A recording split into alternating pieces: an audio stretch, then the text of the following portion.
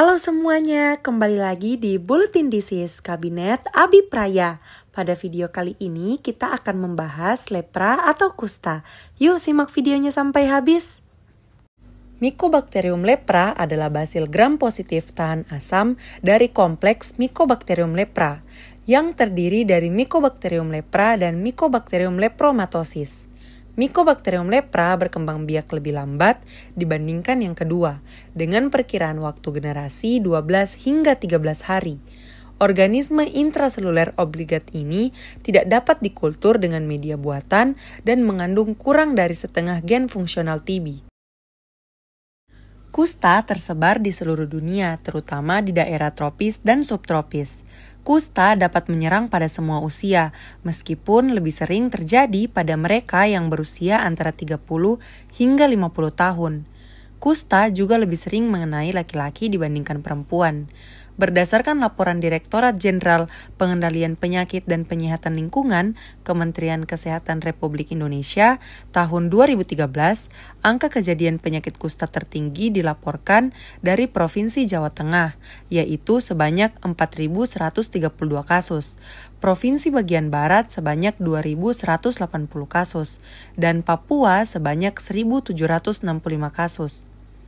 Berdasarkan data tersebut didapatkan bahwa provinsi dengan proporsi kusta terbanyak adalah jenis kelamin laki-laki yang berasal dari Jawa Timur dengan persen 23,25%, Jawa Barat 13,5%, dan Jawa Tengah 10,82%.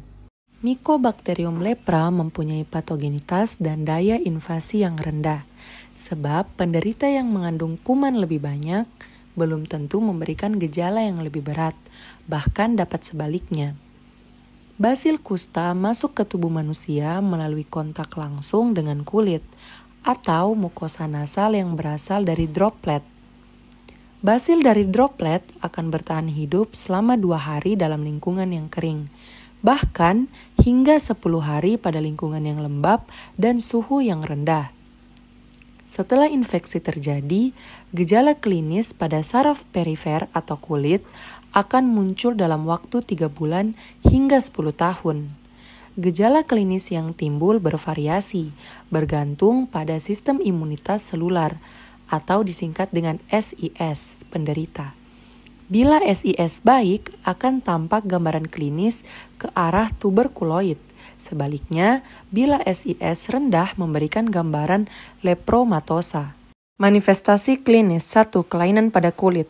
Kelainan kulit dapat berbentuk makula atau bercak hipopigmentasi dengan hilangnya rasa raba, atau makula hipopigmentasi disertai tepi yang menimbul dan sedikit erythemantosa, atau berupa plak erythematosa, atau dapat pula berbentuk papul dan nodul.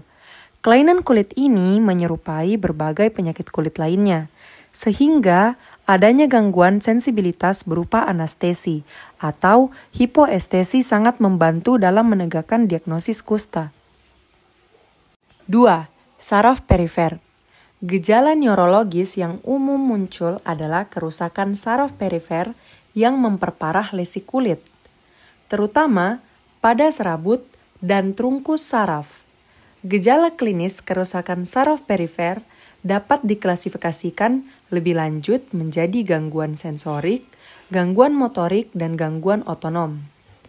Gangguan ini dapat terjadi pada saraf perifer di ekstremitas maupun di saraf kranial.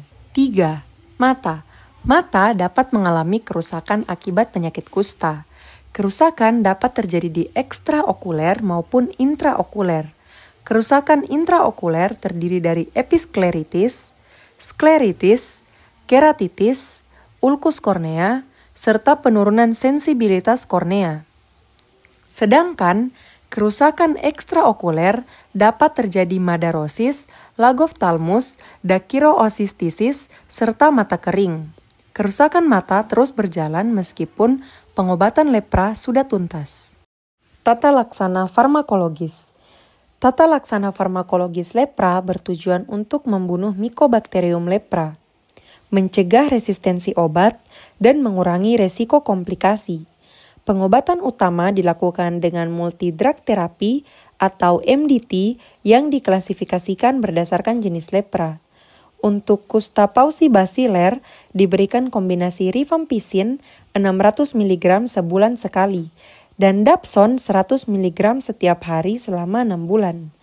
Sedangkan untuk kusta multibasiler atau MB diberikan rifampicin 600 mg dan clofazimin 300 mg sebulan sekali, serta dapson 100 mg dan clofazimin 50 mg setiap hari selama 12 bulan.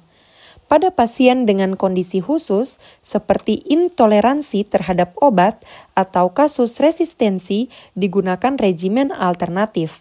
Selain itu, reaksi kusta tipe 1 dan 2 ditangani dengan kortikosteroid seperti prednison. Sedangkan thalidomid digunakan khusus untuk reaksi tipe 2 berat. Untuk nyeri neuropatik yang sering terjadi, terapi menggunakan analgetik seperti amitriptilin, gabapentin, atau carbamazepin disesuaikan dengan intensitas dan sifat nyeri yang dialami pasien. Tata laksana non-farmakologis. Pendekatan non-farmakologis dalam penanganan kusta difokuskan pada rehabilitasi medis, edukasi pasien, serta pencegahan disabilitas dan komplikasi jangka panjang.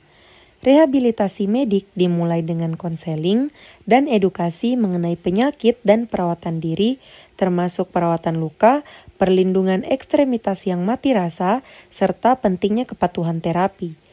Terapi latihan dilakukan untuk mempertahankan kekuatan otot dan mobilitas sendi, terutama pada pasien dengan gangguan saraf perifer.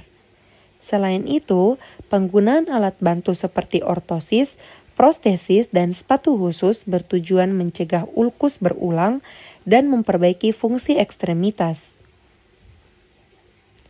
Penanganan aspek psikososial juga penting, mengingat stigma sosial terhadap pasien kusta masih tinggi. Jika terjadi deformitas berat atau komplikasi ortopedi, tindakan bedah dapat dipertimbangkan, seperti perbaikan kontraktur, transplantasi saraf, atau koreksi kelainan bentuk tangan dan kaki. Nah, itulah dia penjelasan singkat mengenai lepra atau kusta. Semoga dari video kali ini dapat menambah wawasan teman-teman sekalian. Sampai jumpa di video Buletin Disi selanjutnya. Dan jangan bosan dengerin kami ya. Dadah!